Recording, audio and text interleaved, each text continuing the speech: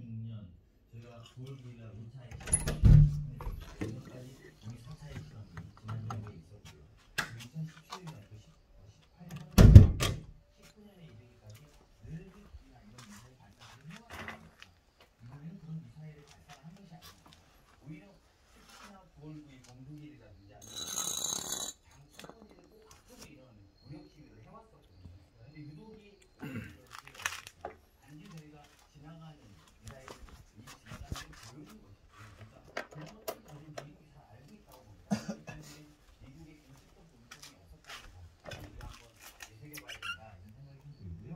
북한도 지금 칼집에 있을 때 가장 무서운 것이 저게 나온다고 하면 별게 없다는 것은 저는 알고 있어야 될 거라고 보고요. 그렇게 좀 섣불리 행동하지 않아야 될 거라고 생각합니다. 말씀드린 것처럼 오히려 이전의 과거에는 더 기간에 맞춰서 더 많은 무력 시위, 더 많은 핵실험이 있었고 지금은 아예 그런 것은 없이 본인이 그냥 새로 개발한 큰 탄두를 여러 개 넣었을 거라고 추측하는 ICBM이 만들어졌다는 것을 과시한 것이죠.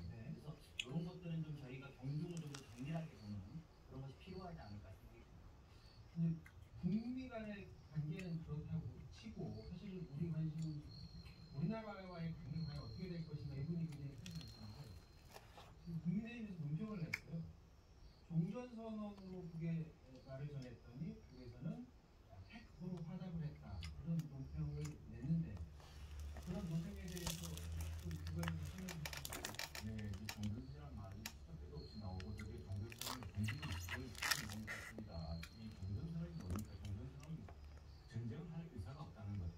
전쟁을 끝내는 분명한 다짐이 있어야 되는데 이건 새로운 핵전쟁의 의사까지도 표현한 것이거든요. ICBM을 이제 강연 표현처럼 사실 넣으면 좋은데 그걸 계속 또 도발을 할 테고 그걸 바탕으로 저강도 도발을 계속하고 있지 않습니까?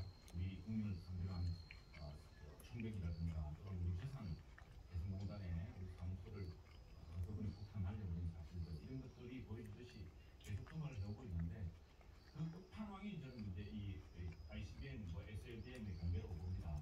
그래서 그것은 나중에 칼집 이상을 떠나서 이걸로 가지고 앞으로 대남 대미 관계에서 어떤 주도권을 잡겠다고 하는 것은 한마디로 오산일 수가 있고요. 특히 미국과의 관계에서는 우리나라의 입장에서 보자면 우리도 내야 간에 이제는 우리 정부도 좀 분명한 현실인식을 해야 되지 않겠느냐. 종전선은 우리가 종전하고 싶지만 그리고 사실 우리는 또 종전선 당사국이 아닙니다. 지금 당사국은 중국하고 북한하고 미국이 되어 있는데 그래도 끼어들어야죠. 우리가 이 주인이니까 동맹의 주인이니까 우리가 그렇게 빼줘야 될 텐데 이런 북한이 자 말이지 않습니까? 우리가 저쪽에 손을 내밀어야 주먹을 풀어야 악수가 되는 겁니다. 근데 지금 핵 주먹을 쥐고 있는데 우리가 악수가 해서 이게 악수가 되니까 이런 좀 한편으로는 이 지금 북핵 정책도 아마 제대로 되고 있지 않아서 우리 정부로서 상당히 살펴야 생각합니다. 이럴 때일수록 오히려 강의님도 적절하게 말씀하셨다시피 북한에도 단호한 메시지를 보내고 진정한 힘들이 무엇인가. 사실은 우리 남쪽에서는 할 말이 많습니다. 우리는 한때는 70년대는 잠깐 한국이 개발을 해보려고 했던 적이 있습니다. 그러나 정말 경제 대국으로 클 것이냐 또 핵을 개발해서 고립될 것이냐 이 두 가지 선택에서 전략적 선택을 했거든요. 그렇다면 우리가 진정으로 북한을 도와주려고 하고 북한도 개방 계획 국가로 나와서 한꺼번에 한반도 공동체에 설도록 한다면은 우리 여야가 그리고 좌우가 모두 북한에 대한 관이한 메시지 핵과 경제 공동 전체 균형을 힘할 수가 없다는 것을 계속 말해주는 것이 그런 의미에서 단순한 종전선언을 되풀이하는 것으로는 결코 아무 진전이 없을 것으로 생각합니다. 이 보니까 사안을 바라보는 시각이 완전히 다른 것 같아요. 지금 최영도 말씀하시는 게 주먹을 펴야지 악수를 할 수 있는 건 아니냐 이 말을 하고 민주당에는 아마 이렇게 바라볼 것 같습니다. 주먹을 피도록 우리가 노력을 해서 주먹을 피게 해서 악수를 하는 게 좋은 방향 아닌가 이렇게 생각하시는 것 같아요. 서로 그런 부분 좀 접점을 찾기가 좀 힘든가 봐요. 찾아서 내는 게 이제 저희들 역할인데요. 말씀하신 것처럼 저희도 고민이 많습니다. 왜냐하면 북한의 여러 가지 행태들이 다 옳다고 보지 않는 상황에서 그럼에도 불구하고 이렇게 전쟁의 위협이 계속될수록 결과적으로 전쟁은 답이 아니라는 것을 국민 누구나 알고 있을 거라고 봅니다. 결과적으로 전쟁의 위협을 끝내는 일이 또 전쟁을 끝내는 일이 위협이 가속될수록 국민이 원하는 일이다 이렇게 생각이 들고요. 굳이 지난 정부 이야기를 하고 싶지 않습니다만 북한이 총 6차례 핵실험을 했는데 그중에 5차례가 지난 정부에 있었고 이번 정부 와서 2017년에 한 차례 그럼에도 불구하고 왜 자꾸 저렇게 대형화, 고성능화 되느냐 이런 지적들은 있을 수 있을 거라고 봅니다.